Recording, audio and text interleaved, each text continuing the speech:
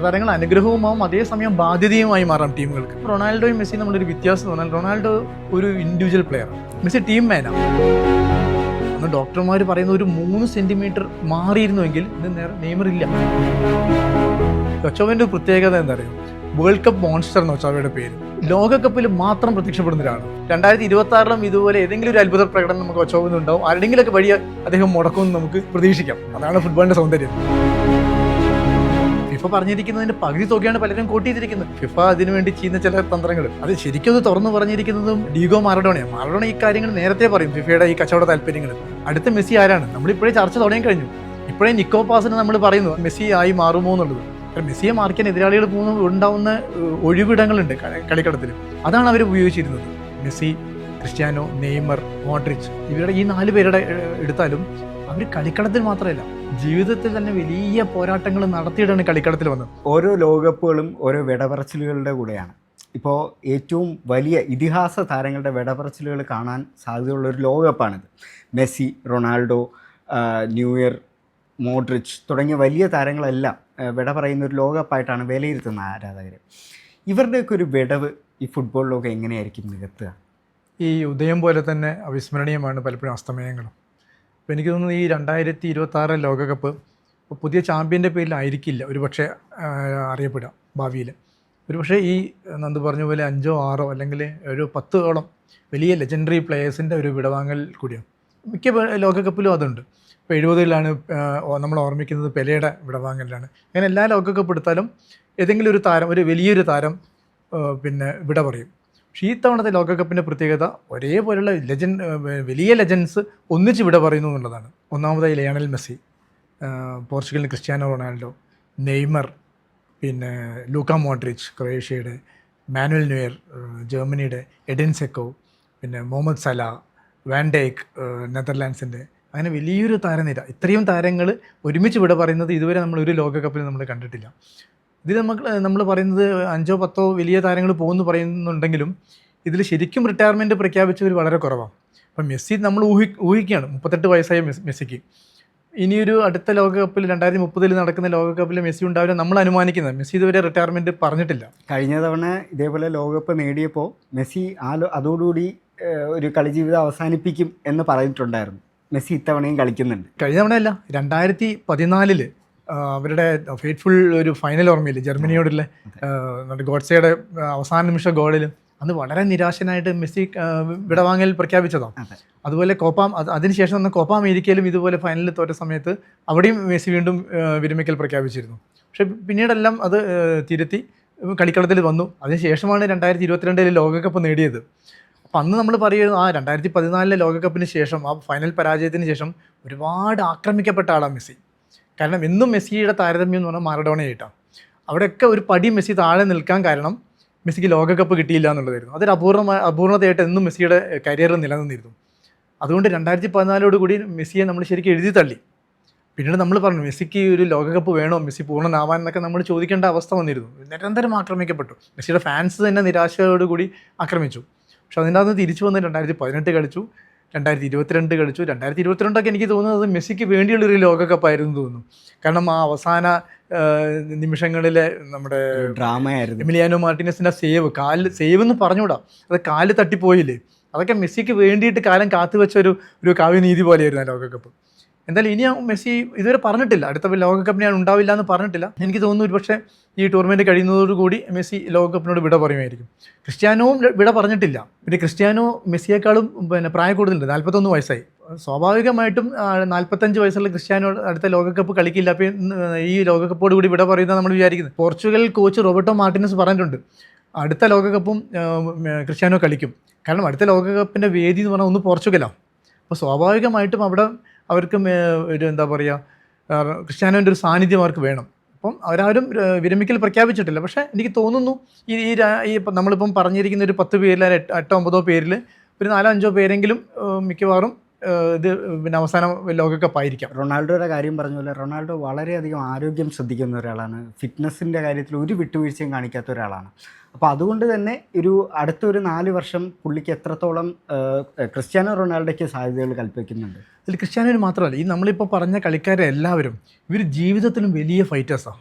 ഇപ്പം നമ്മൾ പ്രധാനപ്പെട്ട കളിക്കാരെടുത്താലും മെസ്സി, ക്രിസ്ത്യാനോ, നെയ്മർ, മോഡ്രിച്ച്, ഇവരുടെ ഈ 4 പേരുടെ എടുത്താലും അവർ കളിക്കളത്തിൽ മാത്രമല്ല ജീവിതത്തിൽ തന്നെ വലിയ പോരാട്ടങ്ങൾ നടത്തിയിട്ടാണ് കളിക്കളത്തിൽ വന്നത്. അതുകൊണ്ടാണ് അവർക്ക് ഇത്രയും കാലം കളിക്കാൻ സാധിച്ചത്. ഇപ്പം 38 വയസ്സ് വരെ മെസ്സി, 38 വയസ്സുകാരനായി മെസ്സി ഇപ്പം പിന്നെ മിയാമിക്ക് വേണ്ടി കളിക്കുന്നത് കണ്ടാൽ നമുക്ക് ഒരിക്കലും അദ്ദേഹത്തിന് 38 വയസ്സായെന്ന് തോന്നില്ല. അതുപോലെ ക്രിസ്ത്യാനോ 41 വയസ്സായി നമുക്ക് ഒരിക്കലും വിശ്വസിക്കാൻ സാധിക്കില്ല.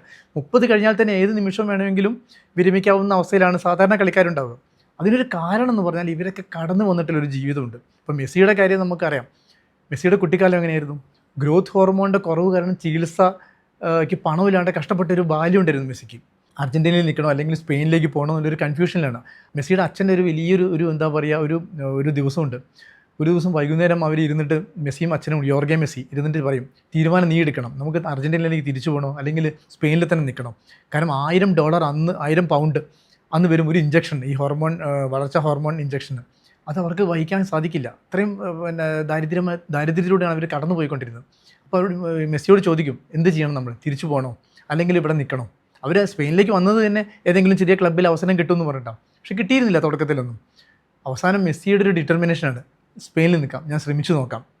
അവിടെ നിന്നാണ് ആ കഥ ആകെ മാറുന്നത്. അതും ബാഴ്സലോണയുടെ അന്നത്തെ മാനേജർ വലിയ സംഭവം, ഒരു നാപ്കിൻ, ഒരു തൂവാലയിലാണ് ആ മെസ്സിയുടെ ആദ്യത്തെ കോൺട്രാക്റ്റ് പോലും ഒപ്പിടുന്നത്. അത്രയും കഷ്ടപ്പെട്ടത് മെസ്സി പിന്നീട് കളിക്കളത്തിൽ നമുക്ക് കണ്ടു. എത്ര വെല്ലുവിളികളാണ് നേരിട്ടത്. നമ്മൾ ഈ 2014 പറഞ്ഞു വലിയ തിരിച്ചടികളായിരുന്നു മെസ്സി ഉണ്ടായത്. പക്ഷെ അതിനൊക്കെ മറികടന്നു. ഇതിനേക്കാളും വലിയ എന്താ പറയുക അഗ്നികുണ്ഡം താണ്ടിയിട്ടാണ്, അല്ലെങ്കിൽ ഇതിനേക്കാളും കടുത്ത വേനൽ താണ്ടിയിട്ടാണ് ക്രിസ്ത്യാനോ റൊണാൾഡോ വന്നിരിക്കുന്നത്. ചെറിയ ടിൻ ഷീറ്റിട്ട വീട്ടിലായിരുന്നു താമസം. അമ്മ തൂപ്പുകാരിയാണ്, അച്ഛൻ കിഡ് ബോയ് ആയിട്ടൊക്കെ ജോലി ചെയ്യായിരുന്നു. കടുത്ത ദാരിദ്ര്യമായിരുന്നു. ക്രിസ്ത്യാനോയുടെ പുസ്തകത്തിൽ പറയുന്നുണ്ട്, അമ്മ ഒരു തവണ അബോർഷനെ കുറിച്ച് പോലും ചിന്തിച്ചിരുന്നു. ഗർഭചിത്രം നടത്തണം ക്രിസ്ത്യാനോ വയറ്റുള്ളപ്പം.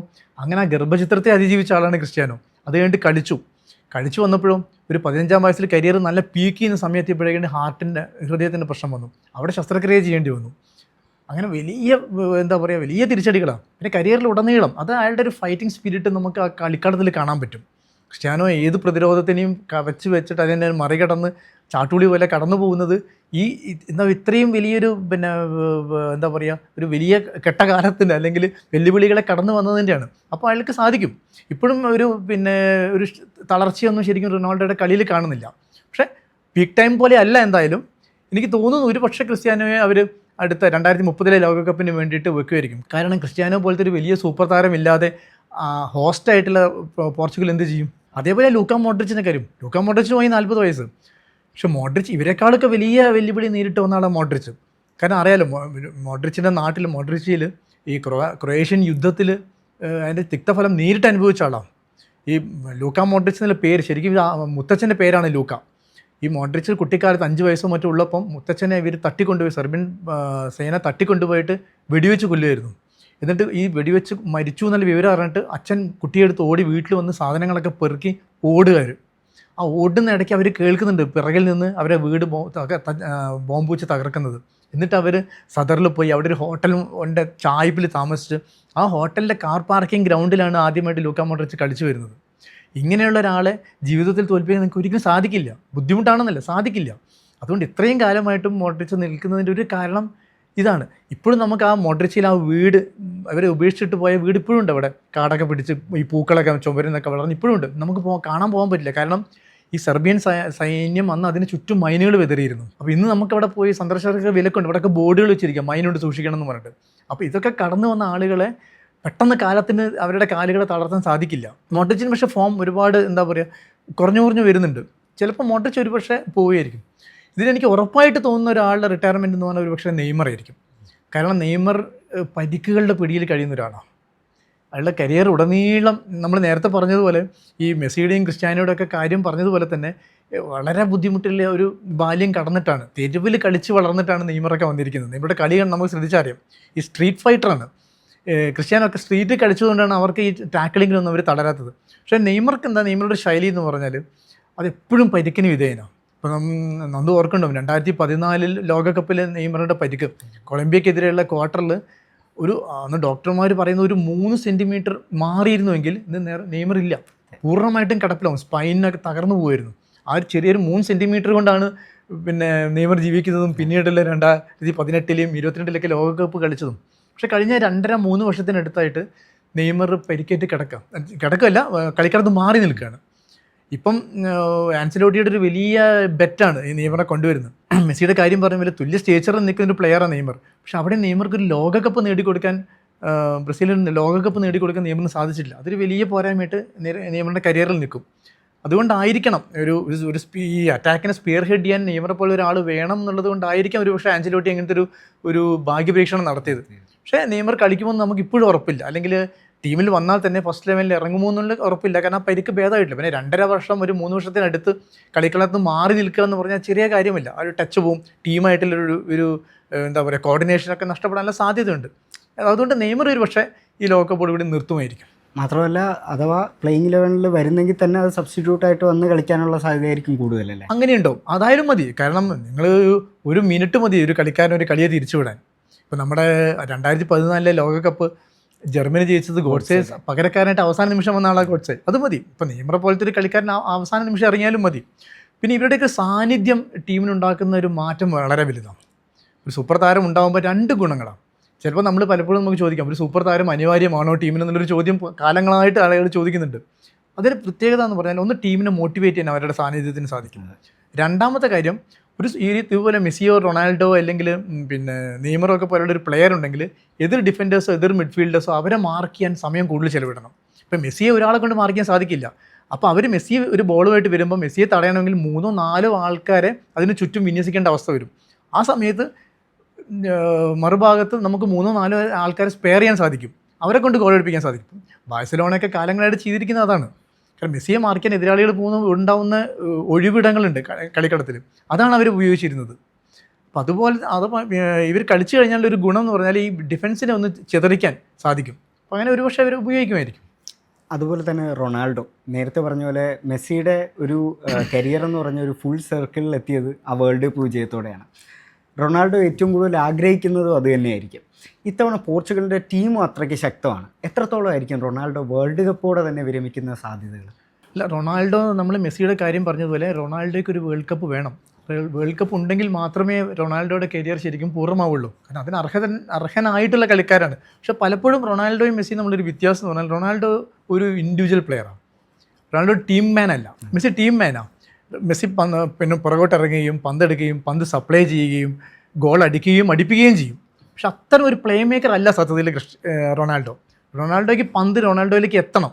അപ്പോൾ ആ ഒരു പ്രശ്നം കാലങ്ങളായിട്ട് പോർച്ചുഗലിനുണ്ട്. പിന്നെ പോർച്ചുഗലിലെ ആദ്യത്തെ സൂപ്പർ താരമല്ല സത്യത്തിൽ റൊണാൾഡോ.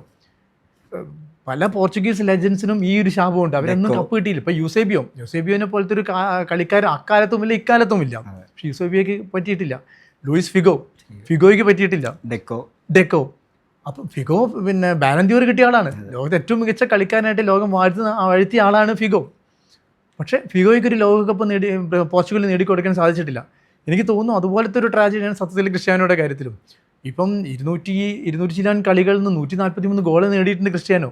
പക്ഷെ എന്നാലും ഈ സെമിയുടെ എന്താ പറയുക ഒരു ഫൈനലിലേക്ക് എത്താതെ മടങ്ങുക എന്നുള്ളത് പോർച്ചുഗലിൻ്റെ ശാപമാണ്. ഇപ്പോഴും നല്ല ടീമാണ്, പക്ഷേ ടീമുമായിട്ട് ക്രിസ്ത്യാനോ എത്രമാത്രം കോർഡിനേറ്റ് ചെയ്ത് കളിക്കുന്നു എന്നുള്ളതിനെ ആശ്രയിച്ചിരിക്കും അവരുടെ കപ്പ് സാധ്യത. ഇതേ പ്രശ്നം അർജൻറ്റീനയ്ക്ക് ഉണ്ടായിരുന്നു. ഇപ്പം മെസ്സി നമ്മൾ നേരത്തെ സൂപ്പർ താരങ്ങളുടെ കാര്യം പറഞ്ഞു. സൂപ്പർ താരങ്ങൾ അനുഗ്രഹവുമാവും അതേസമയം ബാധ്യതയുമായി മാറാം ടീമുകൾക്ക്. അവരുടെ ഹെവി വെയ്റ്റ്സിനെ കൊണ്ട് ടീമിൻ്റെ മൊത്തം ഒരു എന്താ പറയുക താളം തെറ്റിപ്പോവും. പലപ്പോഴും പോർച്ചുഗലിന് സംഭവിച്ചിരിക്കുന്ന അതാണ്. ഈ ക്രിസ്ത്യാനോ ഒരു എക്സ്ട്രാ ബേർഡനായിട്ട് പലപ്പോഴും ടീമിന് മാറുന്നു. അവരുടെ അറ്റാക്കിങ്, അവരുടെ ഗെയിം പ്ലാനിന് പലപ്പോഴും ഒരു ബാധ്യതയായിട്ട് ക്രിസ്ത്യാനോ മാറാറുണ്ട്. കഴിഞ്ഞ 2022 ലോകകപ്പിൽ സ്കൊളോണിൻ്റെ സാധാരണ ഒരു കോച്ചാണ്. പക്ഷേ സ്കൊളോണി ചെയ്തിരിക്കുന്നത് എന്താ, മെസ്സിയാണ് അവരുടെ തുറുപ്പ് ചീട്ട്. അപ്പം മെസ്സി ബാധ്യതയായി മാറാതെ ആ മെസ്സിയെ സെൻട്രിക്കായിട്ട് ആണ് സ്കൊളോണി ആ ടീമിനെ രൂപപ്പെടുത്തിയത്. ഇപ്പം മെസ്സിയായിട്ട് ചെറിയ അസ്വാരസ്യം ഉണ്ടെന്ന് നമ്മൾ പറയുന്ന ഡിബാലയെ ഒട്ടും ഉപയോഗിച്ചിട്ടില്ല. വളരെ ഒരു കളിയിലോ 2 കളിയിലോ മറ്റോ സബ് ചെയ്തിട്ടുള്ളൂ. അല്ലാതെ ആ ടീമിനെ ഒരുക്കിയിരിക്കുന്നത് എങ്ങനെയാണ്, മെസ്സിക്ക് വേണ്ടിയുള്ളൊരു ടീമാണ്. അതുകൊണ്ടാണ് അർജൻറ്റീനയ്ക്ക് ആ വേൾഡ് കപ്പിൽ നല്ല പ്രകടനം കാഴ്ചവെക്കാനും കപ്പടിക്കാനും സാധിച്ചത്. അവർ തോറ്റുപോയില്ല ആദ്യത്തെ കളി സൗദിയോട്, ഞെട്ടുന്ന തോൽവിയായിരുന്നില്ലേ. പക്ഷെ ആ തോൽവിക്ക് ശേഷം അവർ വന്ന തിരിച്ചുവരവെന്ന് ആലോചിച്ച് നോക്കും. നെതർലാൻഡ്സിനൊക്കെ എതിരെയുള്ള കളികൾ എന്ന് പറഞ്ഞാൽ സ്വപ്നതുല്യമായ കളിയാണ്. അതൊക്കെ എന്തുകൊണ്ടാണ് സാധിച്ചത്, മെസ്സി സെൻട്രിക് ആയിട്ടൊരു ടീമിനെ രൂപപ്പെടുത്തിയെടുക്കാൻ സ്കൊളോണിക്ക് സാധിച്ചു. നേരത്തെ ഒരു ലെജൻസിൻ്റെ കൂട്ടായ്മ ഉണ്ടായിരുന്നു അർജൻറ്റീനയിൽ, മാറഡോണയും മെസ്സിയും, മാറഡോണ കോച്ചും മെസ്സി കളിക്കാരനും. പക്ഷെ മാറഡോണയ്ക്ക് സാധിച്ചിട്ടില്ല. ആ കാലത്ത് മെസ്സിക്ക് അമിതമായ പ്രാധാന്യം കൊടുത്തത് കാരണം എന്ത് സംഭവിച്ചു, ടീമിനെ മൊത്തം ഇക്വിലിബ്രിയം അങ്ങ് താളം തെറ്റി. അതിൽ അന്ന് കാർലോസ് ടെബസ് ഉണ്ടായിരുന്നു. ടെബസ് പലപ്പോഴും ഡ്രസ്സിംഗ് റൂമിൽ ബഹളം വെക്കുകയും ശുഭിതനാവുകയും ഒക്കെ ചെയ്തു. അത് ഗ്രൗണ്ടിലും അത് റിഫ്ലക്റ്റ് ചെയ്തു. അത്തരം ഒരു കോൺഫ്ലിക്റ്റ് വരാതിരിക്കാൻ സ്കൊലോണി ശ്രദ്ധിച്ചു. അതുകൊണ്ടാണ് അവർ ലോക ചാമ്പ്യനായത്. അത്തരം ഒരു പരീക്ഷണം ഈ മാർട്ടിനസ് നമ്മുടെ പോർച്ചുഗലിലും ചെയ്യുകയാണെങ്കിൽ തീർച്ചയായിട്ടും പിന്നെ എന്താ പറയുക, പോർച്ചുഗലിനും ഒരു കപ്പടിക്കാം. റൊണാൾഡോയുടെ കരിയർ അങ്ങനെ പൂർണ്ണമാവുകയും ചെയ്യും. ഇപ്പോൾ മെസ്സിയും റൊണാൾഡോയും പറയുന്ന പോലെ തന്നെ 5 വേൾഡ് കപ്പ് കളിച്ച മറ്റൊരു താരമാണ് ഒച്ചോവ. അദ്ദേഹത്തിൻ്റെയും അവസാനത്തെ ഒരു വേൾഡ് കപ്പ് ആയിരിക്കുമെന്നുള്ളത് തന്നെയാണ് ആരാധകരെ വിശ്വസിക്കുന്നത്. എത്രത്തോളമാണ് ഒച്ചോവ എന്നുള്ള പ്ലെയറും ഈ വേൾഡ് കപ്പ് എക്സ്പീരിയൻസും ടീമിനെ ഹെൽപ്പ് ചെയ്യാൻ പോകുന്നത്? ഇതിൽ ശരിക്കും നമ്മൾ പറഞ്ഞ കളിക്കാരിൽ ഔദ്യോഗികമായിട്ട് റിട്ടയർമെൻറ്റ് വിരമിക്കൽ പ്രഖ്യാപിച്ച ആൾ ഒച്ചോവ മാത്രമാണ്. ഒച്ചോവ പറഞ്ഞു ഇനി ആയില്ല, കാരണം 40 വയസ്സായി. ഒച്ചോവൻ്റെ പ്രത്യേകത എന്താ പറയുക, വേൾഡ് കപ്പ് മോൺസ്റ്റർ എന്ന ഒച്ചോവയുടെ പേര്. ലോകകപ്പിൽ മാത്രം പ്രത്യക്ഷപ്പെടുന്ന ഒരാളാണ്. ലോകകപ്പ് കഴിഞ്ഞാൽ നമ്മൾ ഒച്ചോവയുടെ പേര് നമ്മൾ എവിടെയും കേൾക്കില്ല. പക്ഷേ ലോകകപ്പ് വന്നു കഴിഞ്ഞാൽ ഒച്ചോവ വാർത്തകൾ നിറഞ്ഞു നിൽക്കും. കാരണം എത്ര ടീമുകളിലാണ് സ്വപ്നങ്ങളെ ഒച്ചോവ തകർത്ത് കളഞ്ഞത്. ഇപ്പോൾ 2014 ബ്രസീലിനെതിരെയുള്ള കളി 4 ക്രൂഷ്യൽ സേവ്, ഗോളെന്ന് ഉറപ്പിച്ച 4 ക്രൂഷ്യൽ സേവാണെന്ന് ഒച്ചോവ തടഞ്ഞത്. അതിൽ നെയ്മറിൻ്റെ ഒരു ഹെഡറുണ്ട്. അന്ന് നമ്മളിന്ന് താരതമ്യം ചെയ്യുക 70-ലെ ലോകകപ്പിൽ ബ്രസീൽ അർജൻറ്റീന ലോകകപ്പ് ഉണ്ട്. അന്ന് ഒച്ചോവയെ ആളുകൾ താരതമ്യം ചെയ്ത് ഗോൾഡൻ ബാങ്ക്സ് ആയിട്ടാണ്. 1970-ലെ ലോകകപ്പിൽ ഇംഗ്ലണ്ട് ബ്രസീൽ ലോകകപ്പ് ഉണ്ട്. അന്ന് ഇതേപോലെ പെലെയുടെ ഒരു സേവ്, ബ്രസീൽ നേരത്തെ ജയിക്കേണ്ടിയിരുന്ന പെലെയുടെ ഒരു സേവ്, ഗോൾ ലൈൻ സേവ് ഉണ്ടായിരുന്നു ഗോൾഡൻ ബാങ്ക്സിൻ്റെ. ഇതുമായിട്ടാണ് അന്ന് 2014-ലെ ആ ബ്രസീലിൻ്റെ കളിയിൽ താരതമ്യം ചെയ്തത്. 2018 ജർമ്മനിയായിട്ടുള്ള കളി, ജർമ്മനിയുടെ പിന്നെ ടോണി ക്രൂസിൻ്റെ ഒരു ഫ്രീ കിക്ക് അവിശ്വസനീയമായ രീതിയിലാണ് അന്ന് സേവ് ചെയ്തത്. അതുപോലെ 2022 ലെവൻഡോസ്കിൻ്റെ ഒരു ഗോൾ ശ്രമം. അപ്പോൾ ഈ ലോകകപ്പിൽ മാത്രം പിന്നെ അമാനുഷിക പ്രകടനം കാഴ്ചവെക്കുന്ന ഒരാളാണ് ഒച്ചോവോ. അപ്പോൾ ഒച്ചോവോ എന്തായാലും റിട്ടയർ ചെയ്യുന്നതാണ് പറയുന്നത്. അതിനൊരു പിന്നെ പകരക്കാരൻ എന്ന് പറഞ്ഞാൽ അത് അത്ര എളുപ്പമല്ല. ഇപ്പോൾ ശരിക്കും പറഞ്ഞാൽ മെക്സിക്കോയുടെ യോർഗോ കോമ്പസ് ഉണ്ട്. അതിൻ്റെ ഒരു കറക്റ്റ് പിന്തുടർച്ചാവകാശിയായിട്ടാണ് പിന്നെ എന്താ പറയുക ഒച്ചോവ വന്നത്. ഈ 5 വേൾഡ് കപ്പിൽ നിറഞ്ഞു മെക്സിക്കോ വേൾഡ് കപ്പിൽ നിറഞ്ഞു നിൽക്കുന്നുണ്ടെങ്കിൽ അതിൻ്റെ ഒരു കാരണക്കാരൻ സത്യത്തിൽ ഒച്ചോവ തന്നെയാണ്. ഒരു അത്ഭുത കളിക്കാരനാണ്. ഇയാളുടെ അത്ഭുത സേവുകൾക്ക് പിന്നിൽ വേറൊരു കഥ കൂടിയുണ്ട്. അന്നൊരു വ്യാജ വാർത്ത പ്രചരിച്ചിരുന്നു, ഒച്ചോവയ്ക്ക് 6 വിരലുകളുണ്ടെന്ന്. അത് ശരിക്കും ഒരു ഏപ്രിൽ ഫുള്ളിൽ വന്നൊരു വാർത്തയാണ്. പക്ഷെ അത് പലരും വിശ്വസിച്ചു. എനിക്കൊന്ന് PSG, അതുപോലെ ഒളിമ്പിയാക്കോസ്, ഇവരൊക്കെ പിന്നെ ഒച്ചോവയെ ടീമിൽ എടുക്കാതിരിക്കുന്നതിന് ഒരു കാരണം ഈ 6 വിരലുണ്ടെന്ന് പറഞ്ഞിട്ടാണ്. സത്യത്തിലുണ്ടായിരുന്നു. അത് വളരെ വർഷങ്ങൾക്ക് ശേഷമാണ് ഇത് ഏതൊരു TV ഷോയിൽ ഏതൊരു കളിക്കാരൻ തന്നെയാണ് പറഞ്ഞത് അത് വ്യാജമായൊരു കഥയായിരുന്നു. അപ്പോൾ ആളുകൾ അപ്പോഴും വിചാരിച്ചിരിക്കുന്നത് ഈ 6 വിരലുള്ളത് കൊണ്ടാണ് ഈ സേവുകൾ, ഈ അമാനുഷിക സേവുകൾ മുഴുവൻ നടത്താൻ സാധിക്കുന്നത്. പണ്ട് നമ്മുടെ ഹോക്കി ധ്യാൻചന്ദിൻ്റെ സ്റ്റിക്കിൽ എന്തോ കൂടോത്രം കൊണ്ട് സ്റ്റിക്ക് മാറ്റിച്ചിരുന്നു നമ്മുടെ ഹോക്കി ലെജൻഡ്. അതുപോലെ ഈ 6ാം വിരലാണ് പിന്നെ ഇത് മുഴുവനും പിന്നെ എന്താ പറയുക സേവുകളുടെ കാരണം എന്ന് പറയുന്നു. പക്ഷേ അല്ല, അത് അമാനുഷിക പ്രകടനമാണ്. ലോകകപ്പിന് വേണ്ടി മാത്രം ഉണ്ടാക്കിയ ഒരു സൃഷ്ടിയാണ് സത്യത്തിൽ ഒച്ചോവ. അതിൽ ഈ ലോകകപ്പിൽ ഒച്ചോവ കളിക്കുമോ നമുക്ക് പൂർണ്ണമായിട്ട് ഉറപ്പില്ല. അതന്നെ അവരുടെ ഫസ്റ്റ് ലൈൻ ഗോൾ കീപ്പർ ഇപ്പം റൗൾ റേഞ്ചിൽ നിന്നിട്ട് ഗോൾ കീപ്പറാണ് അവരുടെ ഫസ്റ്റ് ലൈൻ ഗോൾ കീപ്പർ. പക്ഷേ ഒരു പക്ഷേ മെക്സിക്കോയിൽ കളി നടക്കുന്നത് കൊണ്ട് അവിടെ ഒരു ലെജൻഡറി പിറകെ ഒരു ട്രിബ്യൂട്ട് കൊടുക്കാൻ വേണ്ടി ഒച്ചോവയെ ഒരു പക്ഷേ അവർ ആശ്രയിച്ചേക്കാം. ചിലപ്പോൾ നമുക്ക് ഭാഗ്യമുണ്ടെങ്കിൽ, മെക്സിക്കോയ്ക്ക് മാത്രമല്ല നമ്മൾ പ്രേക്ഷകർക്കും ഭാഗ്യമുണ്ടെങ്കിൽ, മെക്സിക്കോയുടെ ആരാധകർക്ക് ഭാഗ്യമുണ്ടെങ്കിൽ ഇതുപോലത്തെ ഒരു അത്ഭുത പ്രകടനം 2014-ലും 2018-ലും 2022-ലും കണ്ടതുപോലെ 2026-ലും ഇതുപോലെ ഏതെങ്കിലും ഒരു അത്ഭുത പ്രകടനം നമുക്ക് ഒച്ചോവയിൽ ഉണ്ടാവും. ആരുടെങ്കിലൊക്കെ വഴി അദ്ദേഹം മുടക്കുമെന്ന് നമുക്ക് പ്രതീക്ഷിക്കാം. അതാണ് ഫുട്ബോളിൻ്റെ സൗന്ദര്യം. പിന്നെയും ഒരുപാട് സൂപ്പർ താരങ്ങളുണ്ട് വിരമിക്കുന്നത്. അതിലൊന്നാണ് സാല ഒരു വേൾഡ് കപ്പ് മാത്രമേ കളിച്ചിട്ടുള്ളൂ 2018. കഴിഞ്ഞ തവണ 2022 പരിക്ക് കാരണം അദ്ദേഹത്തിന് കളിക്കാനും കഴിഞ്ഞിട്ടില്ല. ഈ വേൾഡ് കപ്പ് അദ്ദേഹത്തിന് എത്രത്തോളം ഇമ്പോർട്ടൻ്റ് ആയിരിക്കും? മുഹമ്മദ് സലാ എന്ന് പറഞ്ഞാൽ ശരിക്കും ഒരു കളിക്കാരൻ മാത്രമല്ല ഈജിപ്തിന് അവർ തന്നെ പല വിശേഷണങ്ങളാണ്. കിങ് ഓഫ് ഈജിപ്റ്റ്, എന്താ 5ാം പിരമിഡ്, ഫറോവ, ഇങ്ങനെ പലതാണ്. കാരണം ഈജിപ്ത് പിന്നെ സലയിൽ കാണുന്ന ഒരു രക്ഷകനായിട്ടാണ്. ഇപ്പോൾ ഇംഗ്ലീഷ് ലീഗിലാണ് കളിക്കുന്നതെങ്കിൽ പോലും ഈജിപ്തിൽ കളിക്കാരനിലുപരി മറ്റൊരു പരിവേഷം സലയ്ക്കുണ്ട്. സല അവിടെ നിലനിൽക്കുക അല്ലെങ്കിൽ തുടർന്ന് കളിക്കുക എന്ന് പറഞ്ഞാൽ അത് ഈജിപ്ഷ്യൻ ഫുട്ബോളിൻ്റെ ഒരു തുടർച്ചയ്ക്ക് കൂടി എന്താ പറയുക സഹായകമാവുന്ന. പക്ഷേ 2022 പരിക്ക് ഇത്തവണ പരിക്കത്ര പ്രശ്നം ഉണ്ടാവില്ലെങ്കിലും ഇതോടുകൂടി സല മിക്കവാറും നിർത്തും എന്നാണ് നമ്മൾക്ക് നമ്മളെ എന്താ പറയുക ഈ വാർത്തകൾ വരുന്നതനുസരിച്ച് സല അടുത്ത ലോകകപ്പിൽ ഉണ്ടാവില്ല എന്ന് തോന്നുന്നു. കാരണം പ്രായവും 33 വയസ്സായി. ശരിക്കും സല കൂടുതൽ ലോകകപ്പ് കളിക്കേണ്ട ആളായിരുന്നു. പക്ഷേ അങ്ങനെ കുറേ കളിക്കാരുണ്ട് അവരുടെ ക്ലബ് ഫുട്ബോളിൽ മാത്രം ഒതുങ്ങി ലോകകപ്പിൽ കാണാത്ത എത്ര കളിക്കാർ നമ്മൾ കടന്നുപോയി. ഇപ്പം ലോക ഫുട്ബോളറായിട്ട് ജോർജ് വീന്ന് ലോകകപ്പ് പോലും കളിച്ചിട്ടില്ലല്ലോ. അപ്പം അങ്ങനെയാണ് സലയുടെ ഈ നമ്മൾ ഒച്ചാവോ ലോകകപ്പ് കളിക്കുന്ന പറഞ്ഞാൽ സലയുടെ മാജിക്ക് നമുക്ക് ലോകകപ്പിൽ അധികം കാണാൻ സാധിച്ചിട്ടില്ല. പക്ഷേ ഈജിപ്ഷ്യൻ ഫുട്ബോൾ ലോക ഫുട്ബോളിനേക്കാൾ കൂടുതൽ ഈജിപ്ഷ്യൻ ഫുട്ബോൾ ശരിക്കും സലയുടെ ഒരു അഭാവം ശരിക്കും പിന്നെ അനുഭവിക്കും. ഇപ്പോൾ ഒമർ മർമൂഷ് എന്നുള്ളൊരു പ്ലെയറാണ് ഇപ്പോൾ സലയുടെ ഒരു പകരക്കാരനായിട്ട് അവർ കൊണ്ടുവരുന്നത്. പക്ഷെ അത് എത്രമാത്രം മുഹമ്മദ് സലയെ റീപ്ലേസ് ചെയ്യാൻ പറ്റുമെന്ന് നമുക്ക് ഉറപ്പില്ല. ഇപ്പം ഓരോ IPL കഴിയുമ്പോഴും ധോണി റിട്ടയർ ആവും എന്ന് പറയുന്ന പോലെ തന്നെ ഇവരൊക്കെ റിട്ടയർ ആവും എന്നുള്ളൊരു അഭ്യൂഹം മാത്രമാണുള്ളത്. അടുത്ത ലോകകപ്പിൽ ഇതിലും ശക്തിയായിട്ട് ഇവർ തിരിച്ച് വന്നുകൂടായ എന്നുള്ളൊരു സാഹചര്യവും ഇല്ല. അപ്പോൾ എത്രത്തോളമായിരിക്കും ഈ സൂപ്പർ താരങ്ങളുടെ ഒരു എന്താ പറയുക, ചിലർ ഇതിനെ വിമർശനമായിട്ടും ഉന്നയിക്കാറുണ്ട്. ഈ കടിച്ചു തൂങ്ങിക്കിടക്കുന്ന സൂപ്പർ താരങ്ങൾ ടീമിന് എത്രത്തോളം ഭാരമാകുന്നു എന്നുള്ള ഒരു കാര്യം. ശരിക്കും ഭാരമാണോ ഇവർ? അത് നമ്മൾ നേരത്തെ പറഞ്ഞ കാര്യം തന്നെ. ചിലപ്പോഴും ഇവർ ഭാരമാകും. കാരണം അവരിൽ പിന്നെ ഒരു സൂപ്പർ താരം വന്ന് അവരെ സെൻട്രിക് ആയിട്ട് ടീമിൻ്റെ തന്ത്രങ്ങൾ മെനയുമ്പം പലപ്പോഴും അവർ നന്നായിട്ട് പെർഫോം ചെയ്തിട്ടില്ലെങ്കിൽ ആ ടീമിന് മൊത്തം താളം തെറ്റും. അതിപ്പം മെസ്സി നന്നായിട്ട് കളിച്ചിട്ട് അർജൻറ്റീന ടീം തുടക്കത്തിൽ തന്നെ മടങ്ങേണ്ടി വരും. അതല്ല, പിന്നെ പോർച്ചുഗലിന് നമ്മൾ നേരത്തെ ചർച്ച ചെയ്തു, പോർച്ചുഗലിന് ആ പ്രശ്നമുണ്ട്. ഈ സൂപ്പർ താരങ്ങൾ ഭാരവും ബാധ്യതയൊക്കെ ആയി മാറാം. അങ്ങനെ ഒരു വിഷയമുണ്ട്. അവരെന്തായാലും പിന്നെ മാറിക്കൊടുക്കുക എന്ന് പറഞ്ഞാൽ നന്നായി കളിക്കണമെങ്കിൽ മാറിക്കൊടുക്കേണ്ട ആവശ്യമില്ലല്ലോ. പിന്നെ അതിലൊരു പോസിറ്റീവ് വശം എന്ന് പറഞ്ഞാൽ ആ ടീമിന് മോട്ടിവേഷനാണ്. പിന്നെ ഇതിനൊക്കെ ഉപരി നമ്മൾ പലപ്പോഴും ചർച്ചയിൽ വരാത്തൊരു സാധനം, ഈ സൂപ്പർ താരങ്ങൾ ഈ ഫിഫയുടെ അല്ലെങ്കിൽ ലോകകപ്പ് എന്ന് പറയുന്ന ഒരു കളി മാത്രമല്ല, ഇതൊരു വലിയ ബിസിനസ് സംരംഭം കൂടിയാണ്. ഫിഫ ഒരു വലിയ എന്താ പറയുക ധനകാര്യ സ്ഥാപനം കൂടിയാണ്. അപ്പം ആ പിന്നെ അവരുടെ ബിസിനസ് മുന്നോട്ട് പോകണമെന്നുണ്ടെങ്കിൽ ഇതുപോലത്തെ സൂപ്പർ താരങ്ങൾ വേണം. ഇപ്പോൾ സൂപ്പർ താരങ്ങൾ ഒന്നുമില്ലാത്തൊരു ലോകകപ്പ് എന്ന് പറഞ്ഞാൽ നമുക്ക് സങ്കല്പിക്കാൻ പറ്റില്ല. ഇപ്പോൾ നമ്മൾ നേരത്തെ ധോണിയുടെയൊക്കെ കാര്യം പറഞ്ഞു. ധോണി ആയാലും സച്ചിൻ ആയാലും ഇപ്പോൾ മെസ്സി ആയാലും റൊണാൾഡോ ആയാലും അവർ ഈ സർക്യൂട്ടിൽ നിലനിൽക്കുക, അവർ ലോകകപ്പ് കളിക്കുക എന്നുള്ളത് നമ്മൾ അവരുടെ ഫാൻസായിട്ടുള്ള നമ്മളുടെ മാത്രം ആവശ്യമല്ല, അത് ഫിഫയുടെ കൂടെ ആവശ്യമാണ്. അവരുടെ ഖജനാവ് നിറയണമെന്നുണ്ടെങ്കിൽ, അവർക്ക് കൂടുതൽ ആളുകൾ കളി കാണാൻ വരണമെന്നുണ്ടെങ്കിൽ ഈ സൂപ്പർ താരങ്ങൾ വരണം. ഈ ലോകകപ്പ് ഇത്രയും താരങ്ങൾ ഉണ്ടായിട്ട് പോലും ഈ ലോകകപ്പിന് സംപ്രേക്ഷണാവകാശം ഏറ്റെടുക്കാൻ പലരും തയ്യാറായിട്ടില്ല. ഫിഫ പറഞ്ഞിരിക്കുന്നതിൻ്റെ പകുതി തുകയാണ് പലരും കൂട്ടിയിരിക്കുന്നത്. അതുകൊണ്ടാണ് ഇന്ത്യയിൽ ഇപ്പോഴും ഇത് അനിശ്ചിതത്വത്തിലാണ്. C8 എന്നുകൊണ്ട് പുതിയ ചാനലിൽ തുടങ്ങി അവർ ഏറ്റെടുക്കുന്നു പറയുന്നുണ്ടെങ്കിലും ഇപ്പോഴും അതിലൊരു 100% ഉറപ്പൊന്നും കിട്ടിയിട്ടില്ല. ലോകകപ്പിന് നമ്മൾ ആഗ്രഹിക്കാത്ത എന്തായാലും എന്താ പറയുക, അത് ചർച്ച ചെയ്യാൻ പലരും തയ്യാറാവാത്തൊരു വശമുണ്ട്. അങ്ങനെ നമ്മൾ നോക്കിയാൽ മതി ഫിഫ അതിനു വേണ്ടി ചെയ്യുന്ന ചില തന്ത്രങ്ങൾ. അത് ശരിക്കും അത് തുറന്നു പറഞ്ഞിരിക്കുന്നതും ഡീഗോ മാറഡോണയാണ്. മാറഡോണ ഈ കാര്യങ്ങൾ നേരത്തെ പറയും, ഫിഫയുടെ ഈ കച്ചവട താല്പര്യങ്ങൾ. ഇപ്പം നമ്മൾ നോക്കിയാൽ മതി 2022 നമ്മുടെ ഏഷ്യ ആതിഥേയത്വം വഹിച്ച ലോകകപ്പ്, അതിലൊരു ഏഷ്യൻ രാജ്യം സെമിഫൈനലിൽ കയറി.